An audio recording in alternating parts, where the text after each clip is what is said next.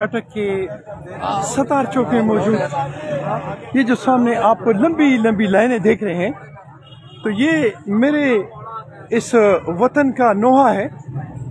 ये मुफ्त नहीं दे रहे, ये पैसों पे दे रहे हैं, लेकिन इसके बावजूद मेरी बेटियां, मेरे बच्चे लंबी लंबी लाइनों में खड़े हैं। और ये जो लाइनों में खड़े हैं, ये हमारे सियासतदानों का फेलेवर है, ये हमारी हुकूमत का फेलेवर है, ये हमारी जितने भी आवे आवे जीवे जीवे जिंदाबाद के फेलेवर है।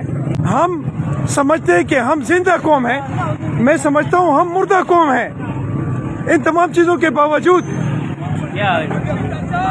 बड़े बड़े बैनर और आवे आवे और जीवे जीवे के नारे हमेशा के लिए। अच्छा बेटा, चलते जाओ ताकि रोड खुल जाए।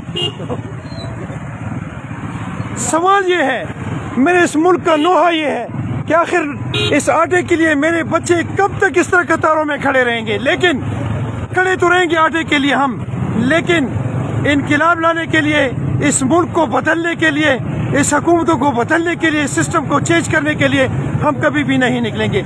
याद रखो, जब तक आप लोग इस तरह इस कौम को बदलने के लिए, अपने सिस्टम को चेंज करने के लिए आप इस तरह बाहर नहीं निकलेंगे जिस तरह आज आप लाइनों में खड़े हैं, तो हमेशा आप आटे के लिए, पानी के लिए, बिजली के लिए और बेसिक जो आपकी नीड्स हैं उसके लिए इसी तरह कतारों में खड़े रहेंगे।